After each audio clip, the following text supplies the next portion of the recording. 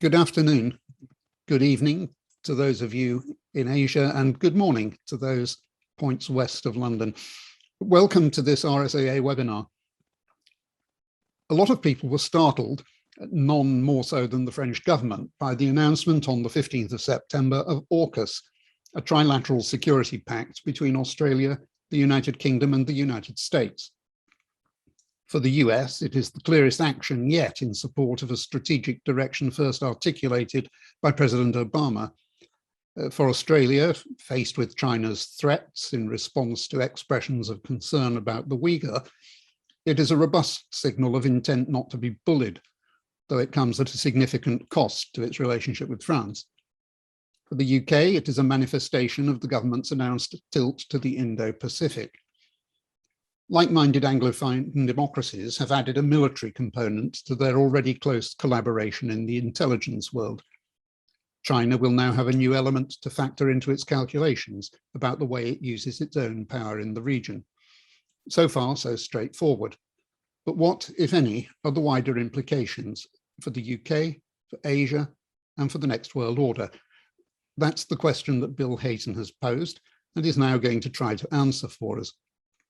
He is an associate fellow at Chatham House and has written extensively on East Asia, including on Vietnam, the South China Sea, and most recently his book, The Invention of China, on which he spoke in our webinar in April last year.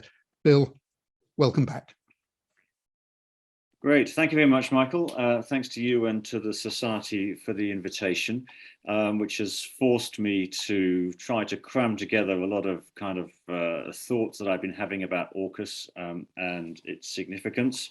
And like you, I mean, I was very surprised when I heard the news. And having been a journalist, it's a truism to say that most news isn't new. You can kind of see it coming, you know, when there's going to be an election or a court case or whatever. But this was something, I think, which took not just the French government, but even people who'd been watching the region for quite some time by surprise. So I'm just going to talk a little bit about what AUKUS is and isn't, perhaps, as well, and then think about what it means for the region and for the UK and for the interaction between the two. So, I mean, there was an awful lot of talk, very loose talk, I thought, at the beginning, particularly about this word alliance. The common, you know, we saw, you know, the BBC, Bloomberg, even my own Chatham House using the word alliance to describe AUKUS. But I would argue very strongly that AUKUS is not an alliance. It's not the right word to use here.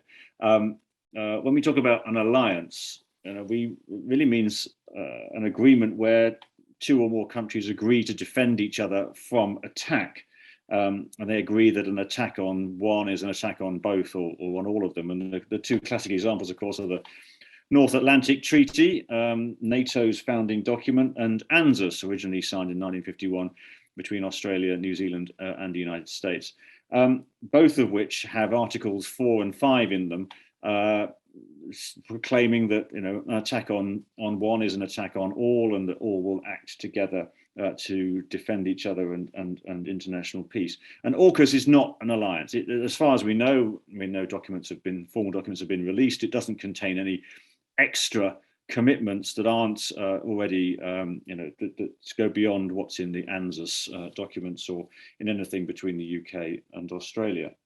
In fact, most of what is covered by AUKUS, so far as the UK and Australia are concerned, was in a treaty signed between the two countries back in 2013, which is available on the British government website if you want to go and find it, which covers in general the mutual cooperation in defence-related matters, the exchange of information regarding strategic defence and security issues, closer engagement on technology, equipment and support, value for money in defence, and consultation on threats to peace and security.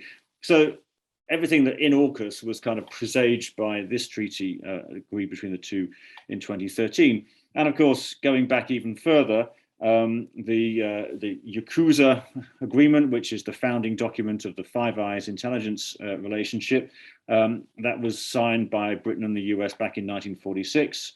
Australia and New Zealand joined it in 1956. And there are other agreements too, such as one called the AUKUS, we know, which is all about naval cooperation between Australia, Canada, New Zealand, the US, and the UK. And that happens every day. I mean, there are officers from the different countries serving on naval ships from the other countries right now. We have US Marine Corps planes flying off HMS Queen Elizabeth as we speak. And we have officers from each country embedded in the other country's military headquarters and defense structures. There's a high degree of trust between these 5 countries, which has existed for a very long time. So in terms of military and strategic relationships, I would argue that AUKUS doesn't really add much to what was already there. So one question that I had was kind of, why did this get so much coverage? And of course, the main reason is because it upset the French so much. And I think also because journalists these days are primed to think about what China's reaction is likely to be to anything. And you could almost guarantee that China would have some critical things to say about this. So it's almost as if there's a sort of media expectation that one side will do something which will upset China, and then China's reaction will become the story. This slide here, delivering for Australia, is taken from the website of Naval Group Australia. And Naval Group is the French shipbuilder, 2/3 owned by the French state, which had a contract to build submarines for Australia. And of course, this is why AUKUS became such a global thing, because it upset the French so much. Now, back in 2016, the previous Australian government under Malcolm Turnbull agreed with Naval Group that they would buy 12 attack class submarines. Now, at the time, the Australian government had a strong aversion to nuclear power. There are still no nuclear power stations in Australia.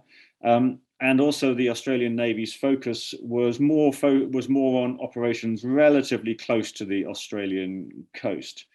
Hence, for those 2 reasons, it opted for a conventionally powered submarine, diesel electric in essence. But at some point in the past year, the Australian government, I think, came to a different conclusion, that its needs had changed. And as Michael was suggesting in the introduction, I mean, I think that's clearly a reflection on how it views a changed China. But exactly when this discussion started, I don't know. And perhaps in my research for this talk, I came across this interesting picture from September last year, showing the heads of the British and the Australian navies enjoying a game of squash at HMS Temeraire in Portsmouth in September 2020. And it just makes me wonder whether Vice Admiral Noonan wasn't just in the UK for playing a game of squash back in September last year, and that maybe that's where things started to develop in terms of discussing how Britain might help Australia adjust its submarine purchasing decisions. Now, it's important to remember that nothing has been finalised yet. The 3 governments, US, UK and Australia, will now spend 18 months discussing what kind of submarine Australia wants to buy, and exactly how many of them, how big they'll be, what they can do, and all the rest of it. It seems to me there are 5 options ahead. There are 2 existing designs, for one British, one American, and 2 that are currently in development, an American one and a British one. And then potentially Australia could choose an entirely separate design if it wanted to, with support from the UK and the US. Depends how much Australia wants to pay. British submarines are smaller and cheaper than American ones.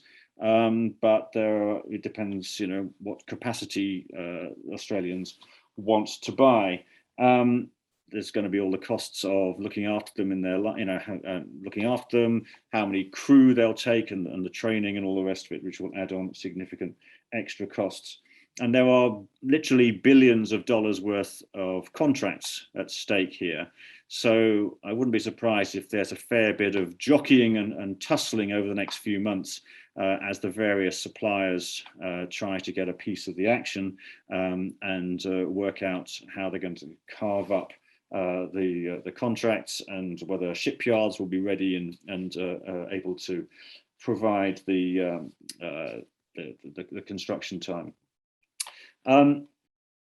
Ultimately, it's going to be at least 15 years before any of these submarines actually get in the water. And Australia has a problem with thinking about how it's going to cover its submarine role in the future, because its current submarines are getting very old and so will need to be replaced or repaired or extended in some way before the new ones go in the water.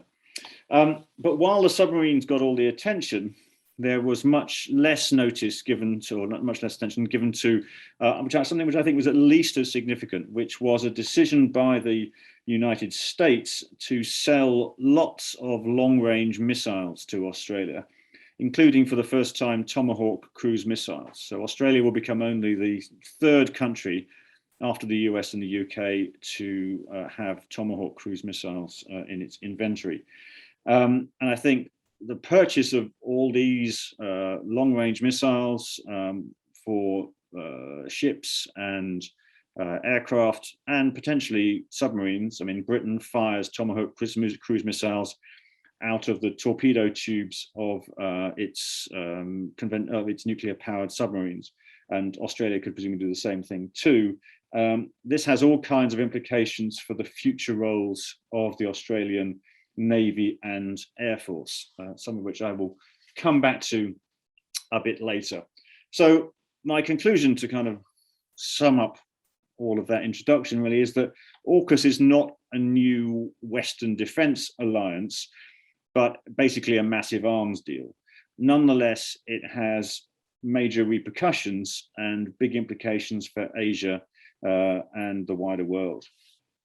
So why is France quite so upset? I mean, they lost a huge commercial contract, so that explains quite a lot of the French anger. But I think it was so kind of emotionally expressed that I think we need to examine a little bit about why France felt so hurt by this. I mean, I think number one, maybe President Macron's credibility. I mean, he has taken a large role on the world stage, and this was quite a personal rebuke to him. And he's facing elections, of course, where every vote counts, and these submarines were going to give a lot of work to French shipyards and contractors, and there must be now doubts about employment in some of those shipyards and key constituencies. There's also the third independence referendum in New Caledonia, one of France's Pacific territories, due in December.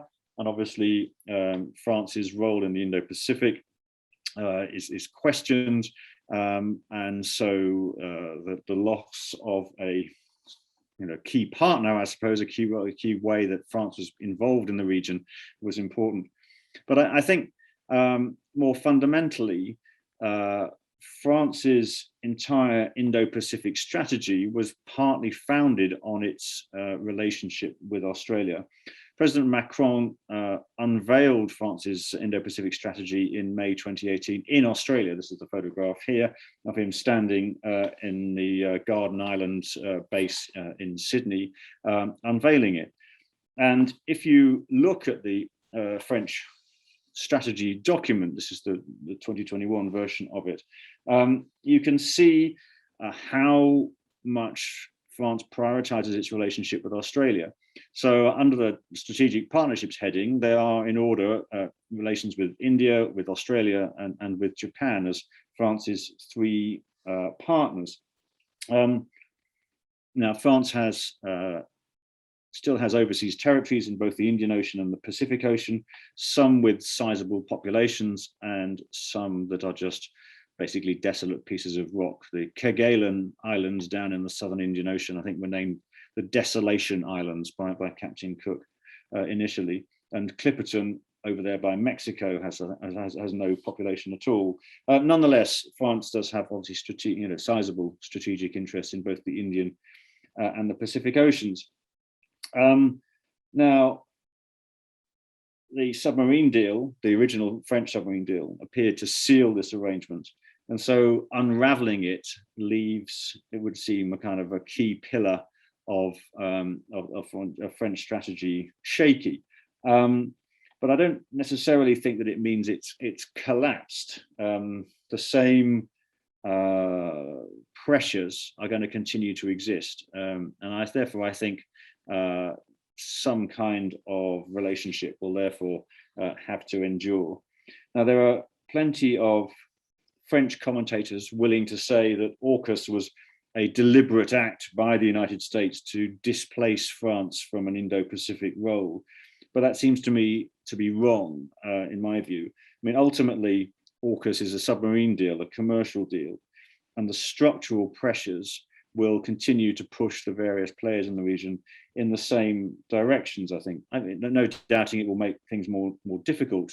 Trust has clearly been very badly damaged, but France will continue to have territories and populations in the Indo-Pacific region. Australia will continue to exist, and the US will be working with both of them. But we shall see what happens with the trilateral dialogue, which France, India, and Australia have been pursuing for the past few years. There was a meeting originally scheduled for a couple of weeks ago, just after the AUKUS announcement, which France pulled out of.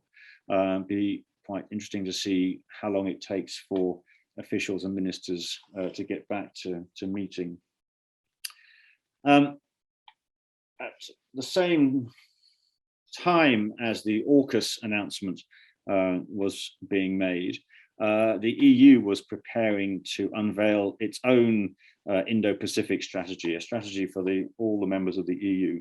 There was some excitable comment that the AUKUS, suggesting that the AUKUS deal had been deliberately timed to overshadow or undermine the EU's announcement. But having been trying to find out when the EU was going to release its Indo-Pacific strategy, I can tell you that it was originally scheduled for the first week of September, and then I heard it was going to be on the 14th, and then Ursula von der Leyen wanted to give her State of the Union address on the 15th, and so the EU strategy launch was delayed by 2 days to the 16th. So actually it was the EU that changed the date of the launch of the strategy, obviously unaware that the AUKUS deal was going to be announced on the 15th.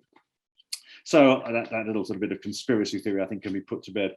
But not enough attention has been paid to the contents of the EU's Indo-Pacific strategy. I mean, it's written in typically kind of dull Euro language, but I think it demonstrates the EU has come off the fence. It doesn't say so overtly, but almost every one of its 17 pages contains plans or mechanisms to counter China's attempts to set the rules in trading, particularly in trading, but also in other areas too. So it says that the EU wants to diversify its value chains away from China. It wants to build up semiconductor suppliers outside China. It wants to promote connectivity with India, Japan, Australia, Korea, the US, and Canada, but doesn't mention China in that paragraph. And I could go on and on. There are plenty of other examples. And I think this is the result of Beijing's behavior, particularly during the COVID pandemic. Its lack of transparency, the cancellation of supply contracts and things like that panicked a lot of European leaders. And my reading is that they just have this, they too have lost a lot of trust in Chinese leadership. They understand that the EU will have to continue to trade with China, work with it on climate and other crises, but I think they're now joining a sort of a pushback against Beijing's bad behavior in lots of ways. And similar feelings, I think, are evident in Southeast Asia too. The reactions to the AUKUS deals from various foreign ministries and other government leaders were, for the most part, fairly neutral, I would say. Few Southeast Asian governments are willing to voice their criticism of China openly, and all want good relations. But many Southeast Asian ASEAN countries worry about President Xi's ambitions. And just as in Australia, strategic calculations have changed over the years that President Xi has been in office.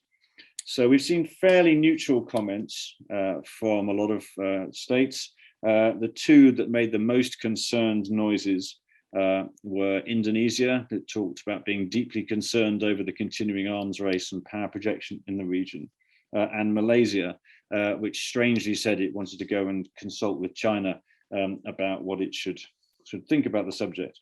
The maritime Southeast Asian countries have, of course, particular concerns over the militarization of islands or rocks and reefs in the South China Sea, harassment of fishermen, the disruption of oil and gas offshore developments in the South China Sea. They fear China's regional ambitions. And so I don't think any of them are particularly happy with an arms build-up about becoming a strategic battleground. But they also are unhappy about being pulled into a Chinese orbit, and therefore I think regard an ongoing security relationship with the US as a necessary counterbalance to this. And I think there was a very good article by the Singaporean diplomat Bilahari Kausikan in the Straits Times a few days after AUKUS was unveiled, in which he sort of made the point, which I think is fundamental, that if these states want to have a closer economic relationship with China, then almost the necessary anchor is to have a strong security relationship with the US. To avoid being sucked too completely into China's orbit. The problem, of course, for the outside powers is if China is going to get all the economic and trading benefits from that relationship, and they're just expected to pay for the security aspects to it, then that becomes unsustainable. And I think that's a kind of a risk that the UK, the US, and other outside powers in the region are going to have to think about how are they actually going to make this a sustainable engagement in the long term, that they can't just be seen to be, kind of disinterested providers of security, that there has to be some comeback for it at all as well. And of course, the UK is putting together a sort of an incremental Indo-Pacific strategy, which it's not going to call a strategy, hence this term tilt, of which the sort of the military engagement is just one prong, if you like. Diplomatically, it's been granted dialogue partner status with ASEAN, and which to me was very surprising how quickly that was granted by ASEAN. There were all kinds of reasons, really, for every ASEAN country to have some kind of objection. I mean, at the very least, Myanmar would have, could have used it as some kind of leverage to minimize criticism of Britain's role in Southeast, Britain's criticism of Myanmar's coup and that sort of thing. Nonetheless, Britain has obtained ASEAN dialogue partner status. It's become a sort of a diplomatic partner of Southeast Asia. Similarly, the UK's move to becoming a negotiator to join the CPTPP, the Comprehensive Progressive Agreement on the Trans-Pacific Partnership, was also achieved extremely quickly. It may take some time to iron out the negotiations, but you're starting to see some kind of attempt to balance Britain's security engagement with Southeast Asia with diplomatic and trading ties. This isn't, of course, to pretend that somehow Britain selling computer games and other digital products to the CPTPP countries is going to make up for the loss of access to the European single market, but it is an attempt at least to take things in the right direction. So I think this, I don't think AUKUS is the foundation for Britain's engagement with the Indo-Pacific. I don't think it was there as a part of the plan all along. I think it was an opportunity that came up during Britain's reorientation of its security and economic posture. But it's a kind of sign, I think, of commitment and keeps the UK engaged. in a way that I think means that some questions about its long-term interests will now become less urgent. This year, the UK and Australia, New Zealand, Singapore, and Malaysia are marking the 50th anniversary of what are called the five-power defence arrangements, which were originally sort of set up as kind of a means of reassuring Malaysia and Singapore that they would not attack each other, nor would they be attacked by Indonesia. But they've taken on a new role as a way of sort of anchoring stability in the center of Southeast Asia and giving outside powers a fairly loose arrangement and stake and means of connecting with the security interests of Malaysia and Singapore. And that's going to continue. And we're going to see quite a lot of that, I think, in the next few days, because the big Bersama Lima exercises are about to take place, and that's going to involve Britain's aircraft carrier and the Carrier Strike Group, plus ships from Australia, Singapore, New Zealand, and Malaysia. So we'll be seeing a lot more of that, I think, in the coming days. Now, I think the other thing that AUKUS tells us about is about, in the kind of big picture way, is about the changing strategic environment in the Indo-Pacific, East Asia more generally. Now, in 2016, China began deploying its DF-26 missile with a range of sort of 3,000 to 4,000 kilometers. And it became known as the Guam killer because it could reach Guam and the large American naval and air bases on the Pacific Island. And I think that seems to have prompted a reassessment of America's strategic position in the region. I mean, adding to the threats that shorter range missiles already pose to American bases in Japan and Korea. And this, I think, combined with the various leaks that we've had about how American war games played in the Pacific Command and other places have been going, in which it seems the Americans regularly lose to a hypothetical Chinese adversary, that the US has had to think about reorienting its strategic posture in the Indo-Pacific, and actually sort of kind of working on the assumption that its bases in Japan, Korea, and Guam might become disabled or unusable in the event of some kind of conflict, and thinking about some kind of second or third line of defense. And obviously, Australia being further away from China is an obvious place where you might start to think about putting a second and third line of defense. And I think this starts to explain why the US pulled out of the Intermediate Range Nuclear Forces Treaty in the summer of 2019. Something like 90% of China's missile inventory falls into the ranges covered by the INF Treaty, but the INF Treaty was only between the US and Russia, it didn't include China. So by leaving the INF Treaty, obviously it destabilized the situation with Russia, but in theory it enabled the US to try and play some kind of sort of catch-up game with China. And to that extent, I would argue that maybe AUKUS is a manifestation of a new strategic posture, one that takes account of Chinese strength in missiles, assumes that many of the bases closer to China will be of limited value in a conflict, and that Australia will be hard to disable. And so therefore, by sharing out long-range missiles with Australia and getting access to bases in Australia too, the US is preparing for some kind of sort of second, third strike, more kind of long-term conflicts in the Indo-Pacific region. So I think it looks like part of an attempt to demonstrate a more convincing war-fighting posture. But the reason, presumably, is not actually to have a war, but to look like you would be able to prevail in the unlikely or hopefully remote chance that you do actually end up fighting something. So by showing that you have the ability to prevail, then hopefully you change the strategic calculations on the other side. So after a long time resisting using the term New Cold War, I think that in one sense that's where we are now.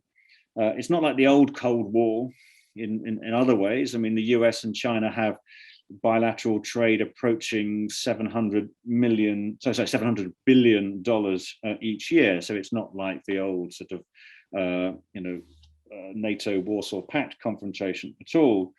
However, in terms of the big strategic imperatives and questions of deterrence, I think we're now in a situation similar perhaps to the 1980s in Europe.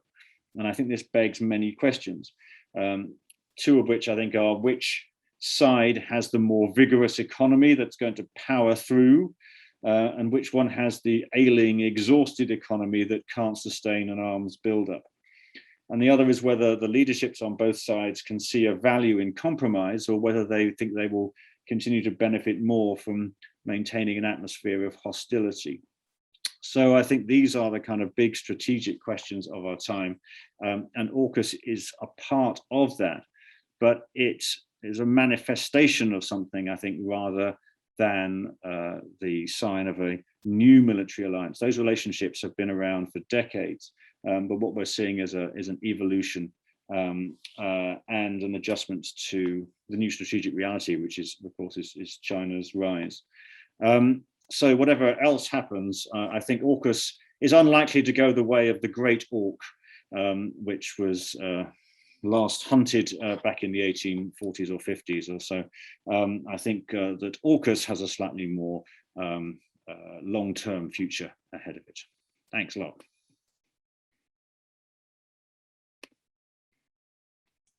Bill, thank you very much indeed for that. And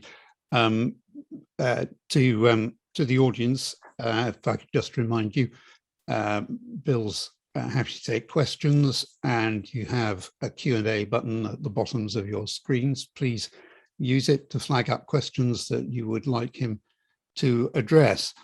Andrew Leung has already posed one question.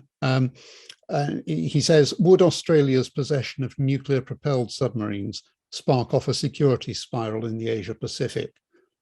Would it also expose Australia to the front line of fire if any hot conflict flares up? Bill. Your microphone, Bill. Thank you. Sorry, I thought I should be sorted by now. Well, I think the security spiral has already started, and this is part of a chain reaction of moves by both sides. So this isn't the first move by any means. I mean, the fact that the Australians changed the specification for their submarines, was a response to a changing security environment anyway. So yeah, and I guess in the terms of any kind of hypothetical confrontation, it is kind of worrying how easy we're leaping into this talk of confrontation and spirals. One has to remember that this is all hypothetical, and the point is to avoid any kind of conflict. We're already there. I mean, certainly, obviously, if it came to a conflict and if Australia was involved, then Australia would obviously be targeted. The point is not to get to that point, and Australia is still a long way away from. Assuming that we're talking about a conflict with China, it's a long way away from China. But yeah, no doubts. I mean, it would become, part of a targeting arrangement. But targeting means lots of different things. I mean, it could be cyber attacks, it could be some kind of economic coercion, as well as actual thinking, military engagements. I mean, bear in mind that the actual, the propulsion of the submarines changes what the submarines can do and how far they can go and how fast and all that kind of thing. But it doesn't change the things that the submarines can fire. It doesn't mean that Australia is going to acquire ballistic missiles, for example, like the other 5 countries on the Security Council.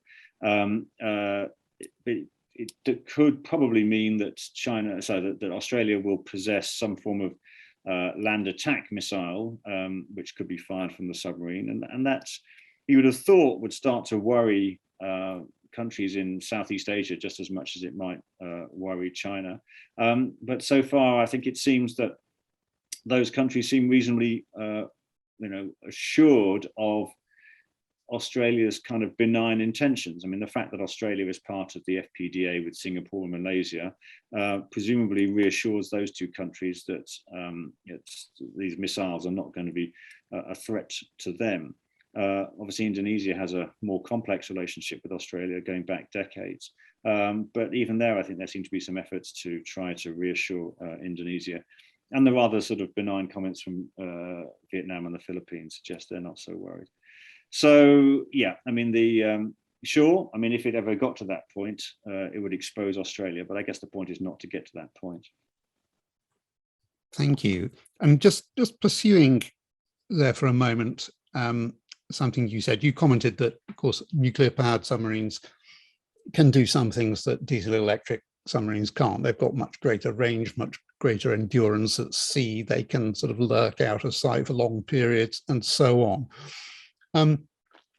But the French can build nuclear submarines too.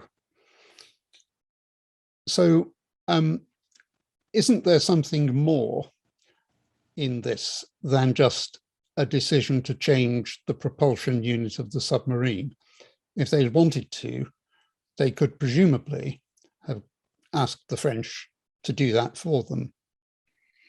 Yeah. I mean, this is one thing I don't think we've had an answer on, is whether 2 things, whether the Australians ever asked the French for nuclear propulsion. And I think where the verdict on that is they didn't. They didn't ever have a discussion with the French about changing that part of the design. The other question we don't know is whether France would have been willing to transfer their reactor technology. And so did the Australians not ask because they knew that they weren't going to get the French nuclear technology? We don't know. So those are 2 sort of unanswered questions, I think, at the moment, and if we got a good answer on those, that might change what we think about them. But yeah, I mean, I think there was, a recognition that if they decided to go nuclear, that it would be presumably easier to do so with the Brits because of the long-standing cooperation. So, for example, Britain and Australia were jointly building a frigate together, and there have been other talks on other bits of cooperation, and obviously sort of Five Eyes and things, a lot of the sort of secret stuff, or even more secret stuff. So it seems that the Australian, from what we're hearing in media reports, the Australians reached out to the Brits, for help in going nuclear, and then that, because the British technology comes from the US, that meant a deal with the US as well. So yeah, I mean, and of course, the way that the whole thing was handled seems to have, upset the French unnecessarily. There could have been a much more diplomatic way of doing this, and why was it kept quite so secret? Was there a fear that somehow France would be able to lean on the US or something, if it became public, to not to go ahead with this? Or was there some other reason that explains why it was kept quite so secret, and that it was as much of a shock to the French as it was to everybody else in the world? It does seem to have been very badly handled from that side of it. So yeah, I think there's still some questions about that, really, and one of which I think, which I haven't mentioned, is the fact that the way that the French use their nuclear reactors is that because they use low enriched uranium, they have to be refilled every 10 years or something, whereas the British and American ones, which use highly enriched uranium, don't have to. You can basically kind of seal up the roof and leave it there for the next 30 years of the life of the boat. So yeah, there's some thoughts. I'm not sure I've answered the question completely.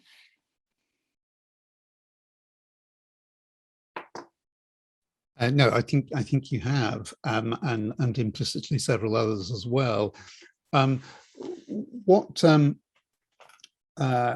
are questions coming in, going in a number of different directions, and I'll try and pick up all of them. But one that is certainly different from the others comes from William Crawley, who asks, were there any green calculations in the AUKUS agreement? For example, replacement of diesel with nuclear power, or are strategic arms deals altogether exempt from such considerations? Yeah, I think this is very much about what a submarine can do and how far it can go. And I've seen little graphics suggesting that if you want your submarines to to sort of blockade a port, it takes days to get there and days to get back, and then how long can they loiter around before they have to stock up on food and toilet paper. And with a nuclear powered submarine, it can, its endurance is limited to the endurance of the crew, whereas to a diesel electric submarine, it's, it has to surface every now and then to allow the engines to run and, to do other things.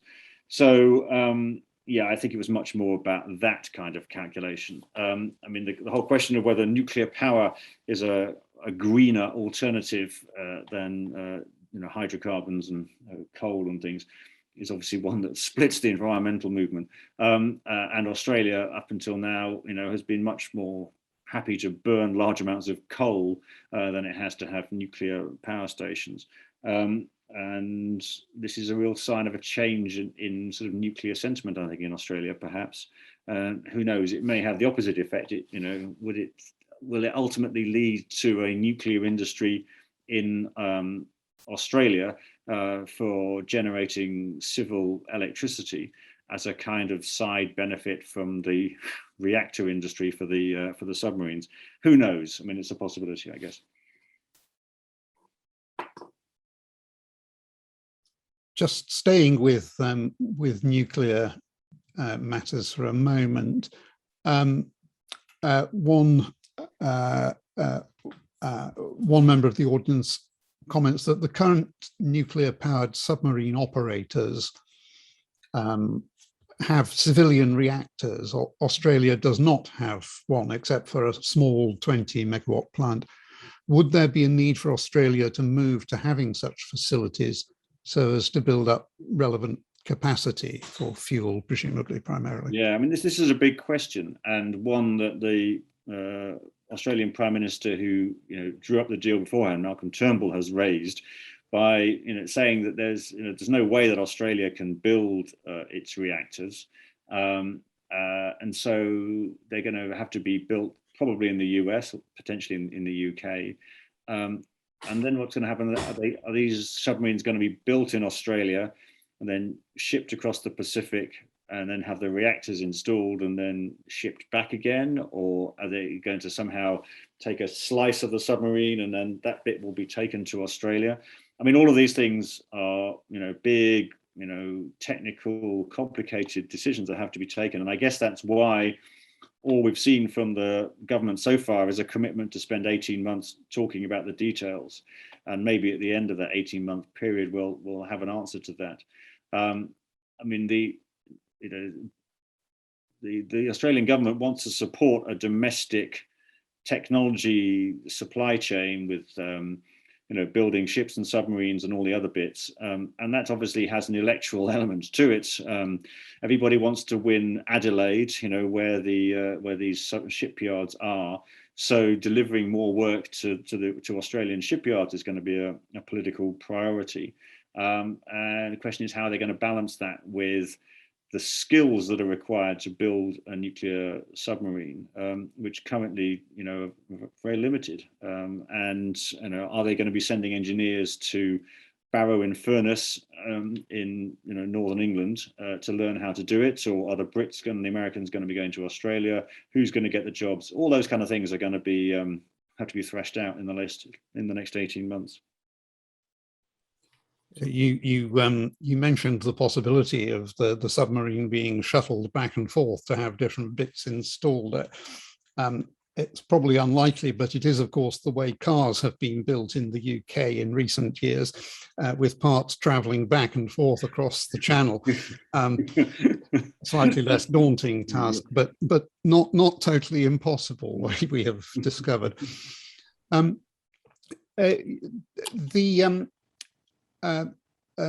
Friso Doublebar asks, what do you think is the likelihood that one of the participating countries in AUKUS might withdraw from it in the event of a change of government?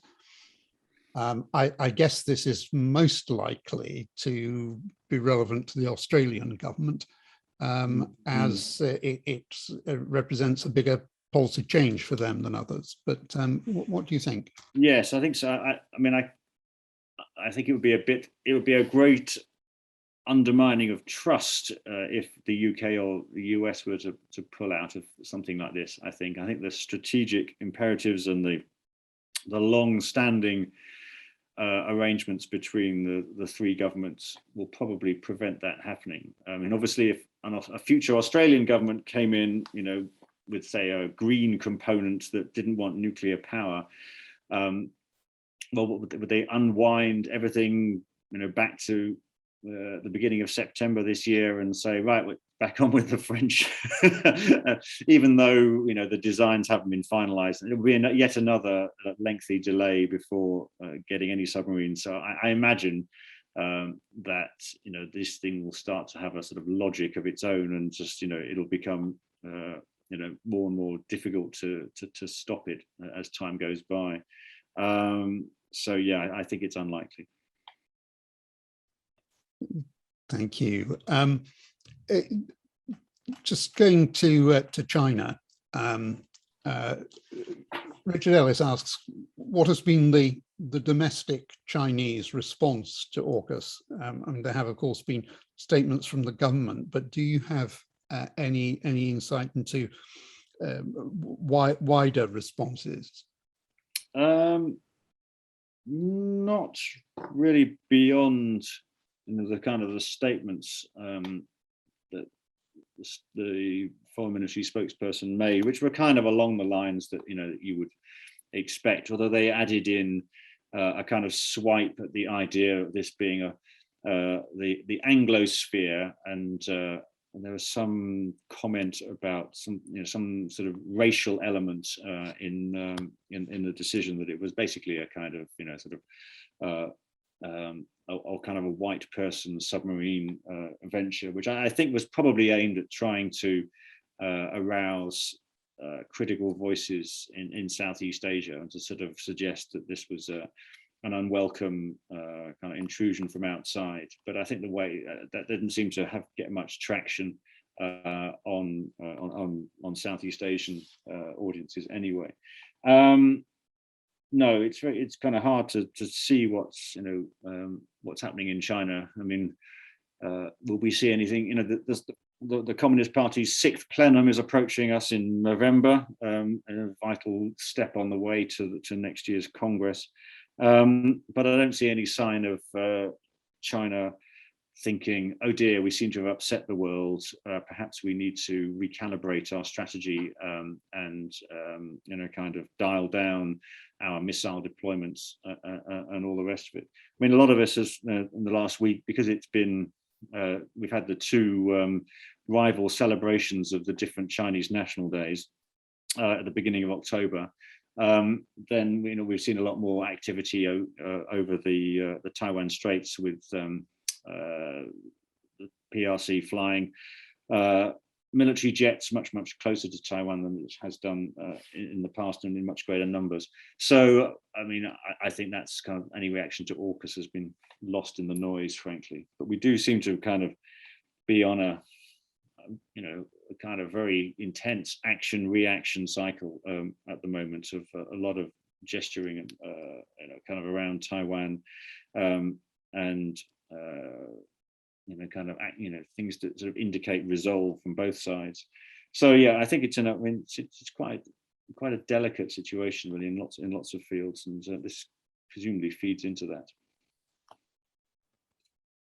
Thanks. We have just staying again with China for the moment and Taiwan, which you've mentioned.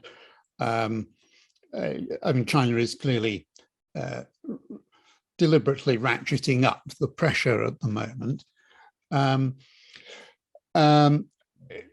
Were that situation to escalate to a real conflict, one of our audience asks, how do you think AUKUS would play out in that scenario if there was a major confrontation in the Taiwan Straits, for example? Okay. Two things on the planes thing. It's kind of interesting what's going on, because it's obviously, from a political sense, China sending military jets over the Taiwan Strait is threatening and has a political value.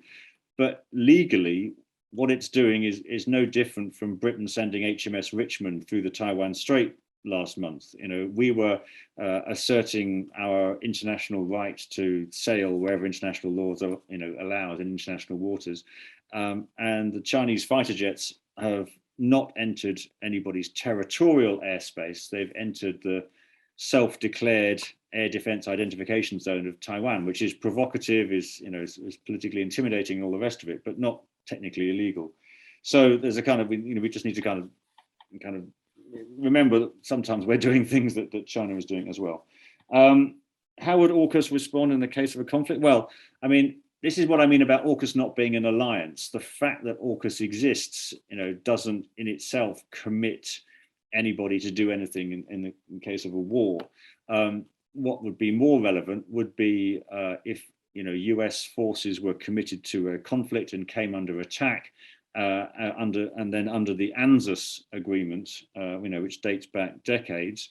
They called in support from their allies, and that would include lots of other countries.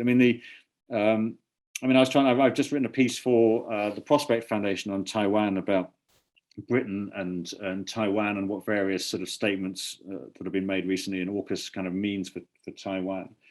And I was just thinking, if in normal circumstances, when most of the Royal Navy is sort of, in the North Atlantic or the Baltic or whatever, if there was an attack on Taiwan, Britain wouldn't really be in a position to do anything, frankly, because it would take, weeks to get any, ships out there.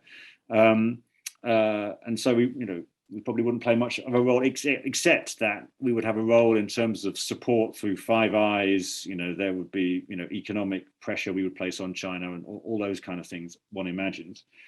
But if something had happened while HMS Queen Elizabeth was in Guam, as it was last month, with a squadron of US Marine Corps jets sitting on in its flight deck, with American officers embedded with an American warship in the carrier strike group, I find it inconceivable that the UK would have just sailed off and said, you're on your own. And so I think a lot of these things would actually be entirely down to the contingencies of whatever situation happened. I mean, if kind of something had happened while a British ship was nearby, I can see us making a contribution, but otherwise not. I mean, I'm not sure if everybody's aware, but Britain has just sent 2 warships off to be sort of semi-permanently. I was going to say based, but they're not going to be based anywhere. But they're going to have a presence in the Indo-Pacific, but they don't actually have a home base. They'll presumably go between Japan and Singapore and other places that are friendly to see us. But these 2 ships, their main armament is a 30mm cannon, so they're not going to take part in any kind of kind of war fighting, really. I mean, they might be able to take on some pirates in the South China Sea, but that's about it. So I don't see a kind of a UK role in a kind of Taiwan scenario as being part of a, unless there was some kind of specific set of circumstances. And as for Australia, well, again, I think that's that's part of a wider discussion, and AUKUS doesn't make it more likely in itself, but it's a kind of manifestation of a deeper relationship, I think, which I guess it does start to bring Australia more into the bigger Indo-Pacific game. But to imagine that somehow Australia wouldn't have been involved before AUKUS, I think, is naive. The other big regional player is, of course, India, and India has its own disputes with China, but there is also the question of the Quad. To what extent could we anticipate, do you think, dialogue, if it's not happening already, between AUKUS and the Quad, or is it just wrong to think of AUKUS as a forum? NATO clearly is a forum. It has a political, it's a political alliance, not just a military command structure. AUKUS is neither a command structure nor an alliance. So is it likely, do you think, to become a medium of discussion within the region, or is that likely to remain on existing channels? Yeah, it's hard to see why. I mean, something I didn't mention is that in addition to the submarines, the government's talked about cooperation in cyber and quantum computing and some other sort of technologies. But to me, that kind of stuff fits quite easily within the Five Eyes arrangements. If you're talking about quantum and cyber, you're talking about communications, and that's what Five Eyes does. But maybe it's a kind of an extra layer in terms of actually, shared research and that kind of thing. But I imagine it would be taking place under Five Eyes auspices anyway. I mean, there are, there's the UK AUKMIN, the Australia-UK Ministers Dialogue, and there's the AUSMIN, Australia-US Ministerial Dialogue. Are we going to see an AUKUS-MIN? Maybe. I mean, it's not impossible to imagine that. And presumably there are going to have to be those kind of three-way discussions when it comes to the next 18 months discussion about how to build a submarine. But I would have thought, there's enough, kind of existing, enough existing sort of formats, for those kind of discussions to take place without a specifically AUKUS agenda. The Quad is something, which is getting more life injected into it, but I don't think the Indians see themselves as allies of anybody.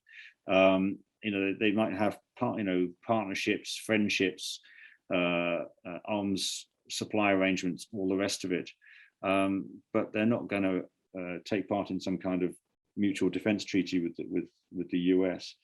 And India values its relations with France. I mean, it's chosen French fighter jets over British and American fighter jets, for example, and it has a strong defense relationship with Russia and all the rest of it. So I think it's going to be its own player. And if recent announcements have anything to suggest, that anything to go by, then Quad is going to do sort of infrastructure and vaccines and things like that, at least as much as it does any sort of military stuff, I think, at the time being. And I don't see the UK, I could be wrong, but I don't see the UK signing up to the Quad, as some people have suggested, or France for that matter, particularly now. No, well, perhaps France is the place to come back to just before we end then. France is understandably very bruised, but their strategic interests in the region are unchanged. The question is how far they now have to change their approach to dealing with them, and are there things that can be done to help? I mean, I've no doubt that the US is busy trying to sort of patch this up. How receptive France will be in the short term, probably not very, because they have their own domestic audience, apart from anything else to attend to. But Charlie Brown, actually a member of our audience and not the cartoon character for benefit, has mentioned that the next Shangri-La dialogue in June 2022 is potentially an opportunity for France to come back into that discussion with something new. Does that sound credible to you? Yes, it does. Hello, Charlie. Yeah, I mean, we hear that France vetoed the latest round of free trade agreement talks between the EU and Australia, or blocked them. But I mean, one question has to be, do they intend to do that forever? Or is this a sort of a temporary, expression of displeasure, or are they somehow going to think that they won't have a free trade arrangement? At some point, they're going to have to come back to these talks. So the question, I guess, is how it's managed, and obviously, Shangri-La, I mean, which is usually a venue for the US and China to shout at each other. I mean, it's going to have an added dimension, I guess, by the time it, for next year's discussion. I mean, that would be a good moment. Now, how does, what can Australia do? I mean, I presume there are, at the same time as AUKUS are talking about how they build the new submarines, and the lawyers and the politicians must be talking about how Australia extracts itself from the existing arrangements, and what benefits, if anything, could be offered in compensation to France. Is there anything that Australia can offer on that track that's going to reduce some of the anger felt by France? At moments like this, sometimes what if a natural disaster was to strike the Pacific Ocean, and Australia and France could work together to ameliorate the casualties or whatever, something like that has to come along and reset the agenda. Otherwise, you could kind of see this lingering for some time. So yeah, it's hard to know where they go, really. I haven't seen any kind of attempts at kind of improving the atmosphere coming from the Australian side, really. And there's been unfortunately, from the UK, a lot of schadenfreude about, sort of sticking it to the French and that kind of thing, which, given everything else that's going on with fishermen in the Channel and migrants and Northern Ireland Protocol and all the rest of it, we don't seem to be doing a very good job of improving relations with France ourselves. Interestingly, the next British submarine to be launched is going to be called HMS Agincourt, which is almost kind of a big finger to the French, isn't it? I think this, and we haven't talked about this, but the damage of what it's done into relations in Europe, I think, is and potentially within NATO is a significant factor. I can't really see how, at the moment, how two sides rein it back in. Well, we need to close there for today, I'm afraid, and I apologize to those whose questions we've not been able to address, but I suspect this is a theme we will be returning to. Through the autumn, we will be holding events on cultural heritage in Syria, on the situation in Myanmar following the military coup earlier this year, and we will be returning to Afghanistan. And in December, we will be starting a series of talks in collaboration with the Aga Khan Foundation and Aleph Strategies on the role of cultural heritage in development. And that series will be kicked off with a talk by Rory Stewart. Details of all these events will be appearing on our website, and for those on our mailing list, in our newsletter. And if you're not on our mailing list and you would like to be, please let us know by emailing info@rsaa.org.uk or sign up through the website. For now, thank you to Bill Hayton for his talk and a very stimulating discussion today. And thank you to our audience. I hope we will see you all again soon, but goodbye for now.